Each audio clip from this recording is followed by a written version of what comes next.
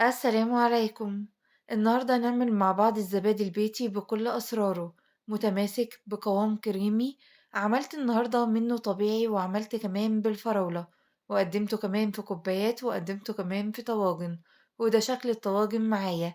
تعالوا مع بعض ندخل على طريقة التحضير.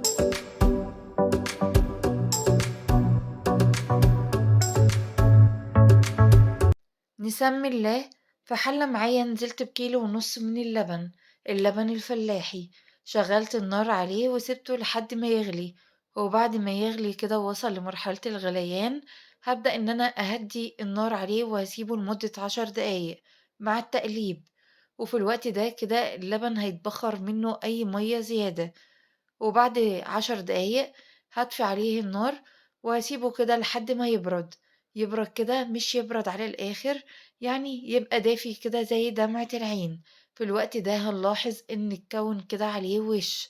اللبن اللي معايا ده لبن كامل الدسم. في الوقت ده كده هبدأ إن أنا آخد الوش المكون على اللبن، وطبعا هاخد معاه كده شوية من اللبن وهحطه كده معايا في كاسة وبالسباتولا كده، وهابدأ إن أنا ألم أي بقايا من وش اللبن موجودة على حافة الحلة، علشان طبعا الزبادي بتاعي يكون زبادي ناعم بدون أي تكتلات. في الوقت ده هابدأ إن أنا أضيف له معلقة ونص كبيرة من اللبن البودر، وأبدأ إن أنا أخلطهم مع بعض كويس جدا. وفي الوقت ده هنزل ب2 معلقة كبيرة من الزبادي، أيا كان زبادي بلدي أو زبادي شركات. أنا استخدمت النهاردة زبادي المراعي. في الوقت ده نزلت كمان بمعلقة كبيرة ممسوحة من السكر، وبالمضرب كده بدأت إن أنا أخلط الخليط كله مع بعضه كويس جدا. ومش شرط تستخدمي مضرب كهربائي، ممكن تستخدمي مضرب يدوي، هتتخلط معاكي وتبقى زي الفل. في الوقت ده كده أنا هخلطها كويس جدا، أيا كان استخدمتي المضرب الكهربائي أو المضرب اليدوي، لحد ما وش اللبن كده يندمج مع باقي المكونات الموجودة معاكي، علشان طبعا الزبادي يكون ناعم بدون أي تكتلات موجودة فيه.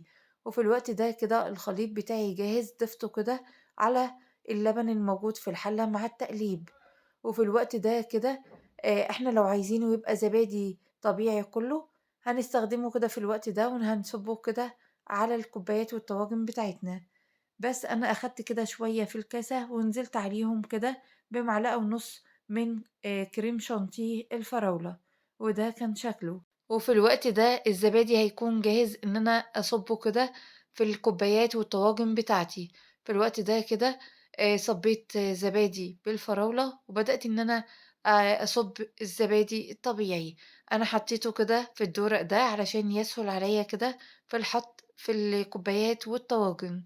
في الوقت ده بدأت كده إن أنا أحط كده في الطواجن بتاعتي، وطبعًا تقدري تعملي كده الكمية كلها طبيعي أو الكمية كلها بالفراولة زي ما تحبي. في الوقت ده كده جبت كده مَيّة سخنة وحطيتها كده في الصينية لحد كده ما توصل لنُص الكوبايات والطواجن، وحطيت كمان معلقة كبيرة من الخل الأبيض، لإن طبعًا الصينية بتاعتي ألمونيوم علشان ما تسودش من المَيّة السخنة. وفي الوقت ده كده حطيتها كده ما بين دفاية، يعني جبت دفاية كده وربعتها وحطيت كده الصينية بتاعتي في نصها، وغطيتها كمان من فوق وغطيتها كمان بفوطة، وسبتها كده معايا على الرخامة حوالي 6 ساعات. وبعد 6 ساعات ده كان شكلها ما شاء الله كده تماسكت معايا وبقت زي الفل. في الوقت ده كده هاخدها واحطها كده في التلاجة حوالي ساعتين. هاصفّي المَيّة الموجودة عليها وأدخّلها التلاجة حوالي ساعتين، وده شكلها كده بعد ما خرجت من التلاجة. في الوقت ده تقدري تقدّميها، هتبقى زي الفل معاكِ. وهنمسك الكوباية كده وحتى هنقلبها، هتبقى كده متماسكة ما شاء الله، مش هتنزل معاكِ من الكوباية ولا الكلام ده خالص. شايفينها معايا؟ وطبعًا دي أضمن طريقة إن أنتِ تعملي بيها الزبادي. هتحصلي كده على زبادي جميل جدًا بدون فرن، وما شاء الله كده جميل، ما فيهوش كده وِش فاصلة كده عن باقي الزبادي، هو كلّه مع بعضه ما شاء الله جميل جدًا. شايفين مع بعض كده قد إيه قوامه كريمي؟ ما شاء الله جميل جدًا. حتى الطواجن متماسكة جدًا، جميلة ما شاء الله. وده قوام الزبادي اللي بالفراولة. في الوقت ده الفيديو بتاعي خلص. أتمنى لو عجبك الفيديو ما تنسيش تعملي لايك وتعملي اشتراك في القناة وتسيبي لي رأيك في التعليقات. وفي نهاية الفيديو أستودعكم الله الذي لا تضيع ودائعه. السلام عليكم ورحمة الله وبركاته.